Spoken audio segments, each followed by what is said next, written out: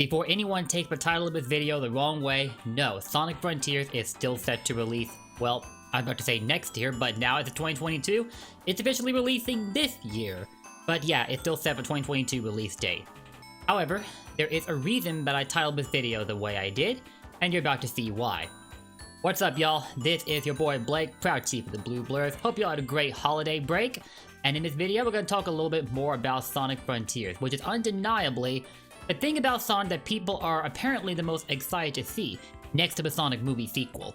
In my last few videos about Sonic Frontiers, I repeatedly suggested that the game should be delayed to 2023 just to err on the side of caution and make sure that the game gets plenty of development time.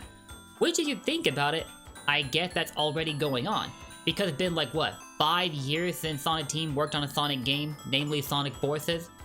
Although there was Sonic Mania Plus, Team Sonic Racing, and Sonic Colors Ultimate, but none of those were developed by Sonic Team themselves, they were outsourced to other developers.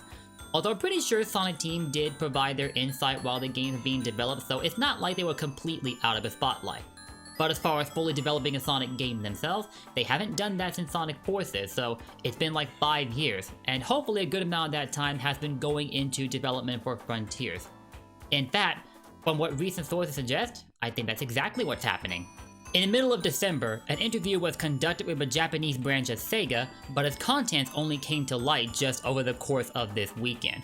We got some input from the president and senior executive vice president of SEGA SAMMY Holdings Incorporated, and the president of SEGA's Japanese branch. It mainly concerns their business strategy with SEGA going forward into 2022, but for this video, we're only going to focus on 2 questions in particular, and obviously both are about Sonic. Something to keep in mind is that this interview was translated from Japanese to English, so expect some rough spots in the interview itself.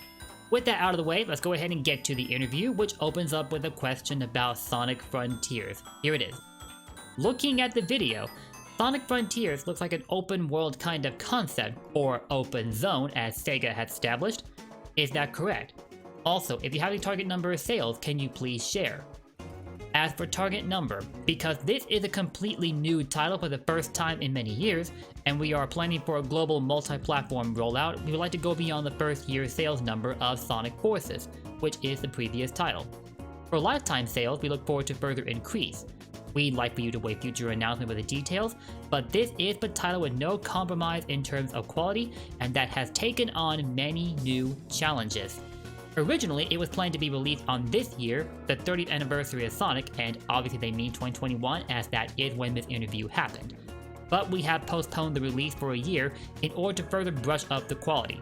Not only for this title, but during the development phase, we have been steadily conducting analysis to improve the quality of the title before release, such as introducing game testing based on external evaluations, and I have a feeling that it will become a good game and have high expectations for it.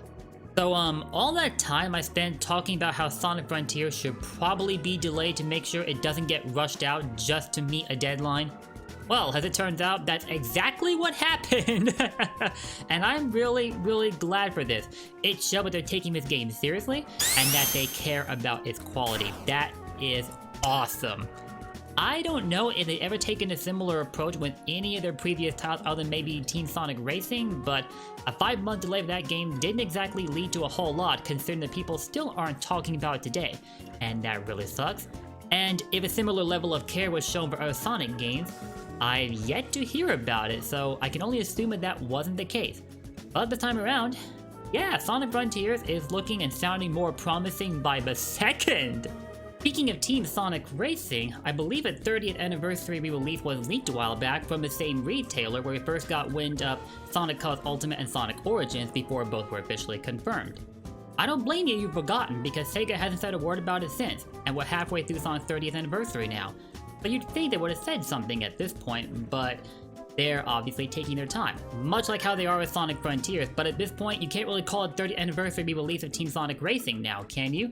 They themselves are not calling Frontiers an anniversary title because of the timing of the game's release. Who knows what will happen with it at this point?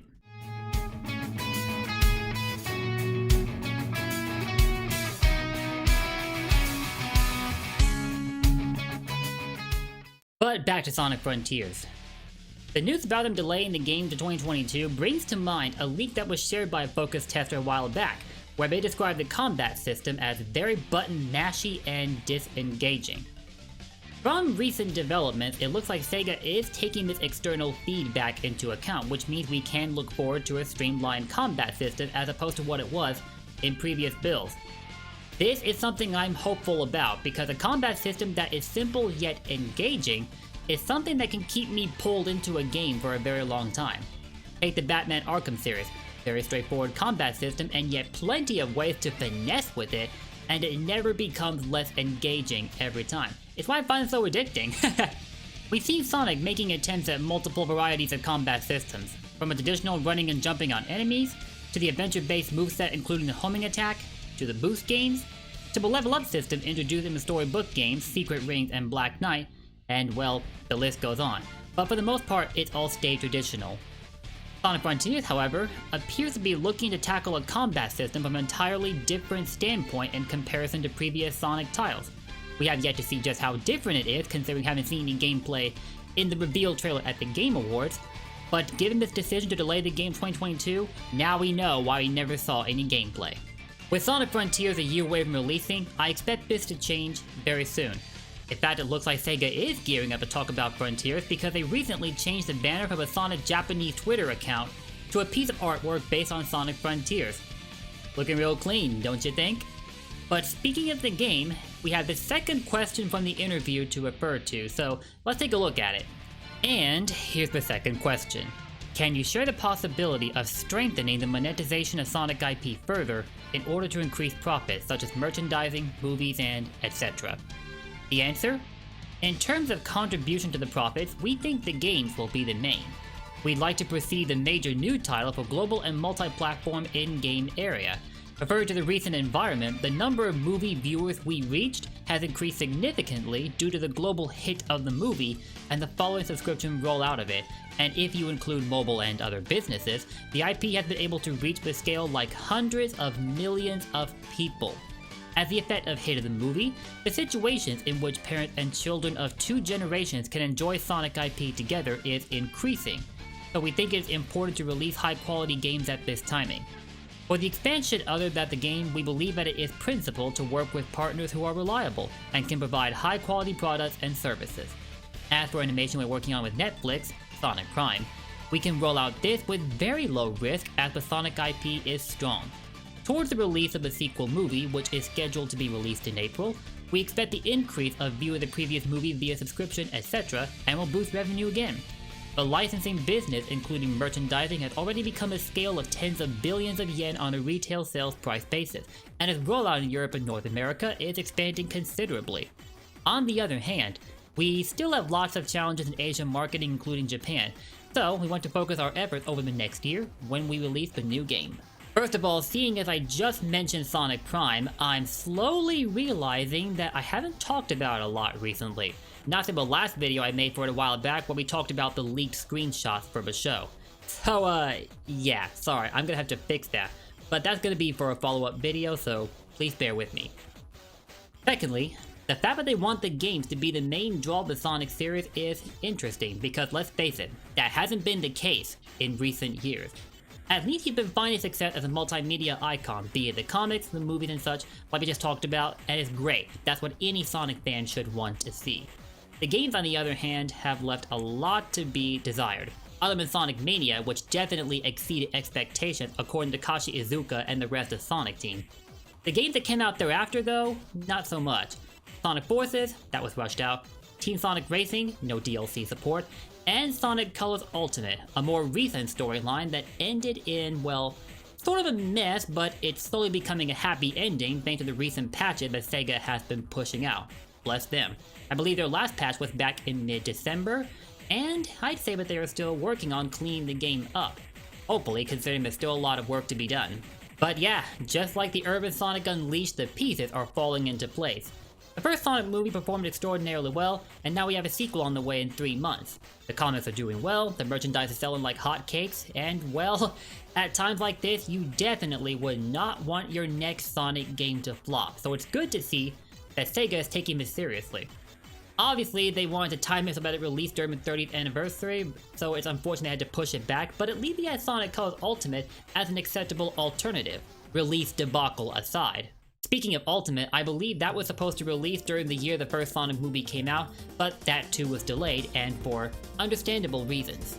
But to see SEGA placing so much care and confidence into their next game, to the point that they're willing to be cautious about when they release it, gives me a lot of reason to be optimistic for Sonic Frontiers, and I've already had a huge list of reasons to be excited. I only hope that Sonic Origins is being shown a similar level of care, because the Genesis Classics are where things started for Sonic, and you know, I'd hate to see them being left out in the cold like that. Yes, I know Sonic Frontiers is the next new thing that we've been dying to see for a long time, so obviously that game succeeding is the most important thing for Sonic right now, next to his movie. And also, the Genesis Classics have been re-released I should say, a ton of times by now, so it's no surprise that people brushed it off quickly. But some things to note here. The games are being remade in native widescreen, as I previously talked about in a handful of videos I made about Sonic Origins, and they're being released on modern day platforms, so I have a feeling that our experience with the classics will not be the same this time around. But yeah, it would be nice to see more of Sonic's catalog getting re-released rather than just the classics over and over, even if we haven't had a collection title in well over a decade. And after the second question about Sonic, the rest of the interview with SEGA SAMMY and SEGA of Japan consists of questions for the rest of their IPs and their business strategy throughout 2022. I'll link it in the description below if you would like to give it a look. Also, going forward, I promise not to make any more comments about Sonic Frontiers need to be delayed, seeing as it's already happened. Unless gameplay footage comes out and it gives me reason to be concerned rather than excited, then I'll change my stance. But until then, yeah, no more suggestions about Frontiers being delayed. I think I can speak for just about every Sonic fan out there when I say that we want this next game to do so well that it makes the games the strongest point of the Sonic series again. And apparently SEGA wants the same thing, which is the reason they delayed this game to this year. So, for the moment, I'm reassured. As for when exactly Sonic Frontiers is dropping this year, I covered this recently in a video I made about a week ago, but it looks like it's coming out mid-November, the 15th to be specific, according to a recent leak from the PlayStation database. I'll leave that video here in case you'd like to check it out and draw your own conclusions. And that officially wraps it up for the first Sonic news video of 2022. Just to recap, Sonic Frontier was originally planned to be released in 2021 to commemorate Sonic's 30th anniversary, but was delayed for quality purposes. What do you think of this? Are you more excited for Sonic Frontier than you were before, or are you even more concerned? Let me know in the comments down below. And if you enjoyed this video, I'd appreciate you left a like and consider subscribing and ringing that bell, as I will be releasing more Sonic news videos over the year. It's been a great year to be a Sonic YouTuber in 2021, and I'm ready for a similar year, perhaps an even better one, in 2022. Thank you all for watching, hope you enjoyed this video, and I will see you next time. Blue Blurs for life. Take care.